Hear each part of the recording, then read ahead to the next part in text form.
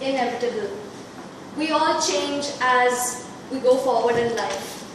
We have one incident or two or three incidents which change our lives completely. These incidents can happen at any time and at any place. They help in shaping our future to a great extent.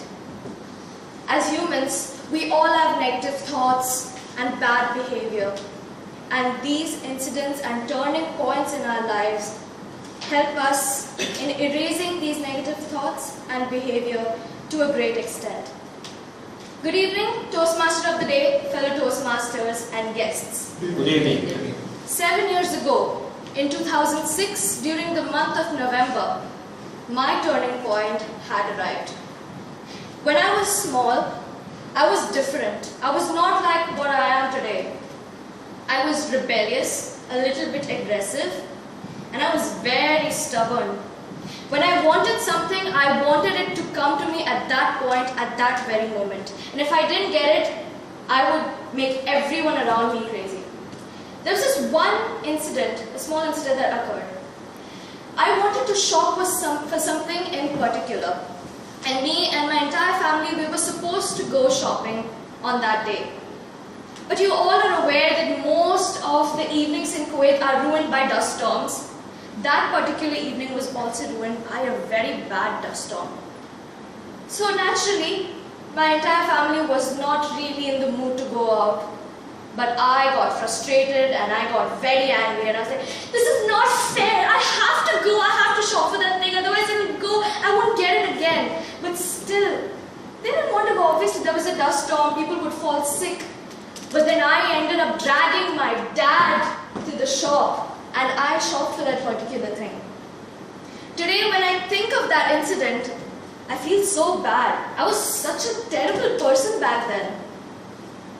So on the particular day when my turning point had arrived, my exams were going on and I was really sick. I had a bad cold.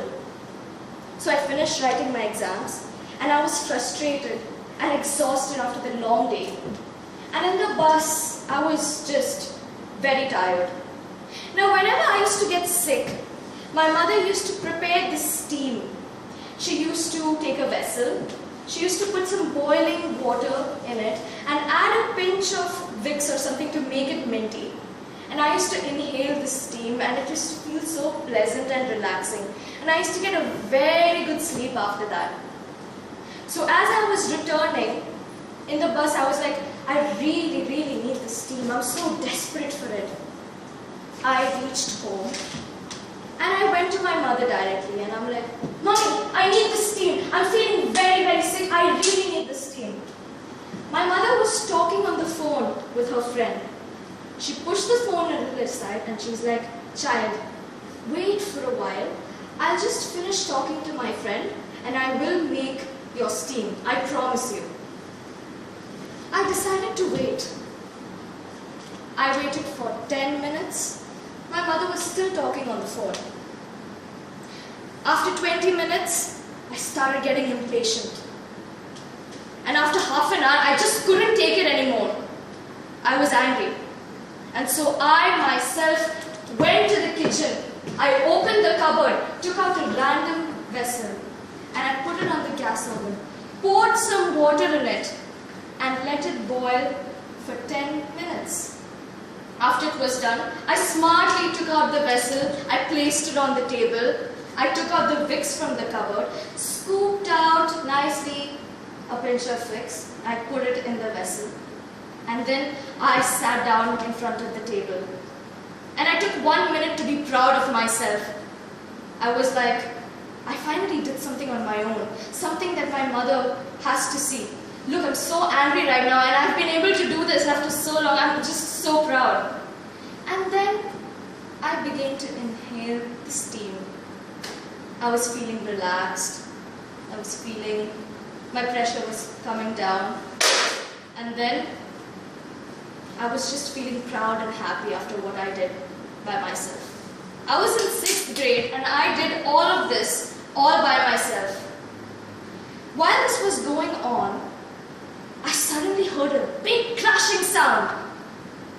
when I was lost, and I came back to my senses. And I was like, what could have happened? It sounded like someone had broken something had cracked. And then I was thinking, now my mother is talking on the phone with her friend. My father's at the office. So who could have possibly done this? My brother. And so again I was angry. I'm like, how can my brother just ruin my moment like this? Let me go check what is wrong. And then I banged the table and I stood up to check what was going on. And as I banged the table, I ended up shaking it. And the entire vessel of boiling water fell on both my legs. I screamed so loud like my life was coming to an end. My mom rushed from the other room and she saw me in that pathetic condition and she was shocked. She wanted to cry, but she couldn't, because if I saw her getting weak, I would lose my confidence. Then I was rushed to the hospital. The doctors told my mother that it was a second-degree burn and it required immediate dressing.